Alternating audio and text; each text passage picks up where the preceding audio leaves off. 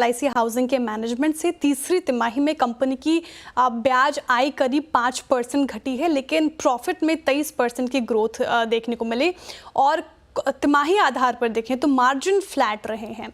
नतीजे और growth outlook पर बातचीत करने के लिए हमारे साथ जुड़ रहे हैं कंपनी के MD एंड CEO त्रिभुवन अधिकारी जी। त्रिभुवन जी, बहुत बहुत स्वागत है आपका CNBC आवाज़ पर सर। और सबसे पहले तो कॉन्ग्रेचुलेशंस रिजल्ट पोस्ट के। लेकिन sir, net interest margin quarter के लिए कैसा रहा और आपको क्या इसमें आने वाले समय में कोई इम्प्रूवमेंट दिख रहा है? इस क्वार्टर में हमारा नेट इंटरेस्ट मार्जिन 2.70 है और अगर फ्लैटिश पिछले क्वार्टर में 2.71 था, 1 बेसिस पॉइंट की गिरावट है, तो फ्लैटिश है।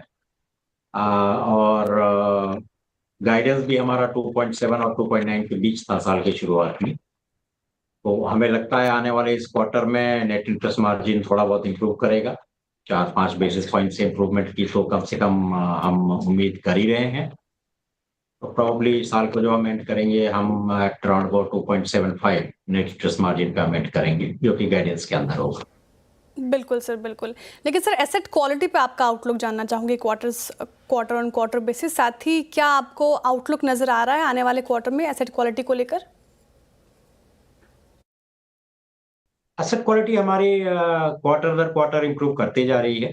देख रहे होंगे इस बार हमारा ECL प्रोविजन नेगेटिव में है।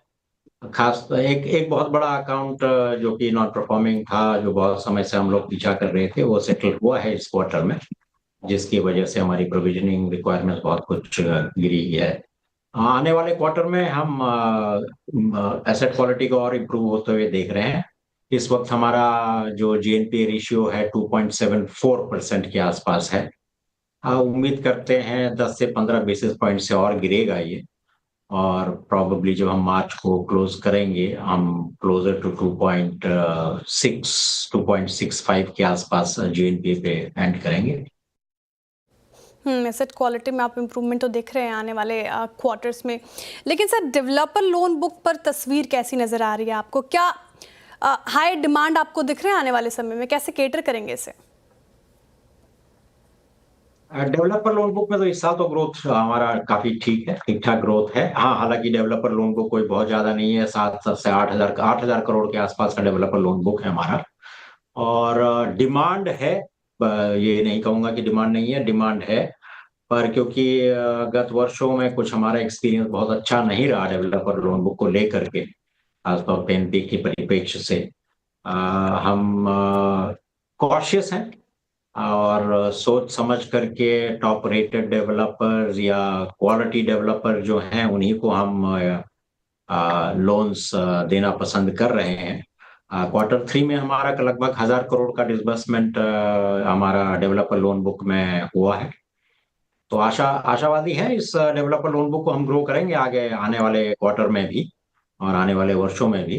पर जो कहते हैं ना कि कंप्लीट यूफोरिक राइज नहीं होगा, सोच समझ करके और अपने अच्छे डेवलपर्स को पिक करके इस बुक को हम ग्रो कराएंगे।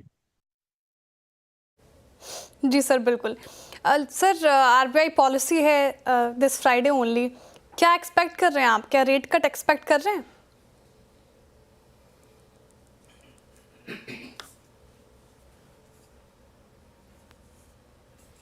पता नहीं इस वक्त तो, क्योंकि लिक्विडिटी बहुत टाइट है और हालांकि RBI कोशिश कर रही है अपने इंटरवेंशन की कि लिक्विडिटी क्राइसिस को वो सॉल्व कर सके।